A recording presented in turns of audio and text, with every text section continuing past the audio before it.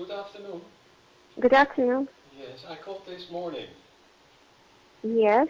Regarding some questions I wanted to ask to the ambassador. Just a moment. Sure. Я, конечно, понимаю, но это честно, что звонил.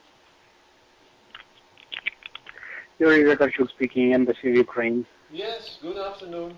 My name is... Hello. Hello, my name is Hubert from news site BlikopNOSJournaal.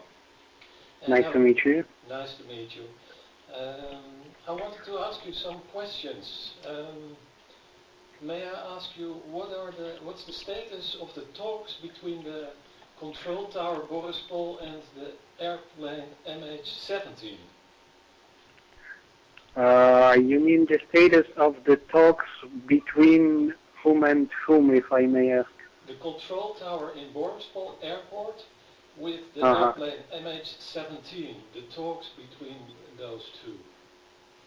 Well, unfortunately, the embassy doesn't have such an information. That would be a more appropriate question for the I don't know, Ministry of Interior of Ukraine, maybe. But I think these all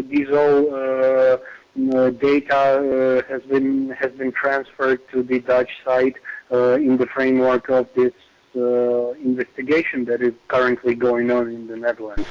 Yes, but I mean, it cannot take too much time to disclose the talks. It's a matter of showing the tapes, no? The Dutch public likes to get those tapes and to hear them. What were the last words? I believe it is not for us to decide because, as you probably know, Ukraine and the Netherlands have signed a few agreements by which we have transferred the lead in the investigation to the Netherlands. And currently, this Dutch Safety Board is studying all the materials. They study the black boxes from the airplane. They study all the information that is connected to that. I believe these communications between the towers, between the plane and some other towers on the ground and some other places on the ground, they have been transferred to this Dutch Safety Board. So I believe it is up to them when they are to disclose this information. I've heard from the recent parliamentary briefing, I believe it was on the 11th of August, that the Dutch side would publish a report on this whole data that they have processed. I believe at the end of August, at the beginning of September. That is all I've heard about that. Okay. Thank you for that information. You're welcome. Another question. The Ukrainian military is doing a lot of bombardments on the cities and villages of East Ukraine. Can you comment on that, please? Well, I don't believe this is true.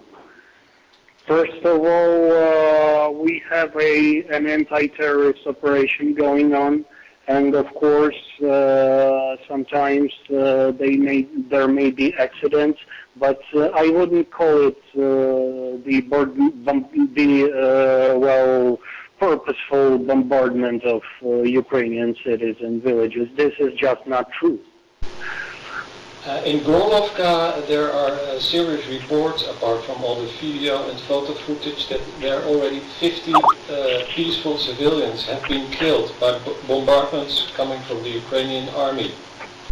Again, as I've said, all the military actions are conducted against the terrorists. And unfortunately, as in any conflict of such kind, when terrorists they have explicitly said that they would use human shields to prevent the Ukrainian army from attacking them.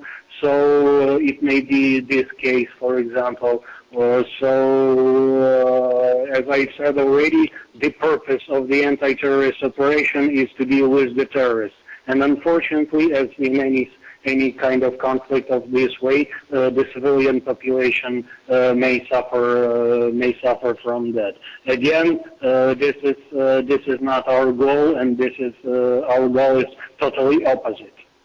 to protect the civilian population from the terrorists. Because as you probably know, in every city that Ukraine has liberated from terrorists so far, for example, Slavyansk, there have been no deaths and no military action whatsoever. On the contrary, the cities have started living normal life again. The infrastructure is rebuilt, and the population is starting to live a normal life again after the terrorists have been expelled from these cities.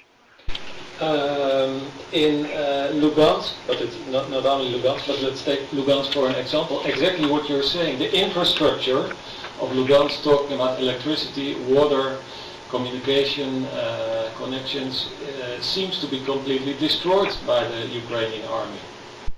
Again, this is not true. It has not been destroyed by the Ukrainian army because the current territory is currently under the control of the terrorists. So Ukraine has no influence whatsoever on what is going on there. There have been cases when the terrorists have been deciding have been shooting each other because they couldn't figure out who is on top and who is in charge. So that is not the question to the Ukrainian army either. Okay. Other question. Andrei Stenin, the Russian photo correspondent, who, according to report, was fallen in the hands of the Ukrainian armed forces. Can you tell us what's the information you can tell us? What's the situation with him? Unfortunately, I don't have any information on that case. Okay. Regarding Odessa, where 48 peaceful people died.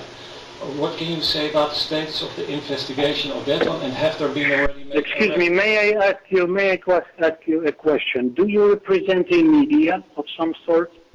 As I said, I am from the news site BlikopNOSJournaal. Well, I can offer you an option. You can ask your questions directly to the ambassador. Would you be interested in that? Yes, sure. Can we make an appointment for that? It depends. If you would like to come to the embassy, I can arrange that, and you can have an interview with the ambassador about that. Yeah, perfectly. I very much appreciate that. Because I don't believe I'm really in a authority to answer all your questions. So.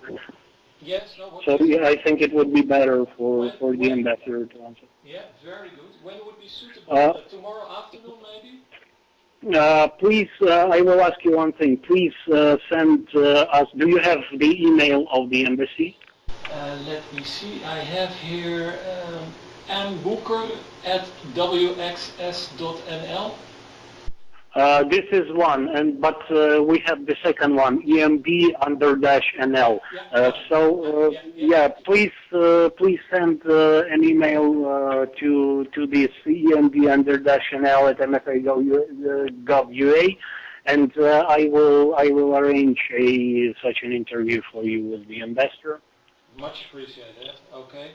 All right. Well, thank you then. I will send the email right away, and hope and looking forward to a swift reply from your side. Yeah, of course. I will check the email in half an hour maybe, and I will have an answer for you. Thank you very much.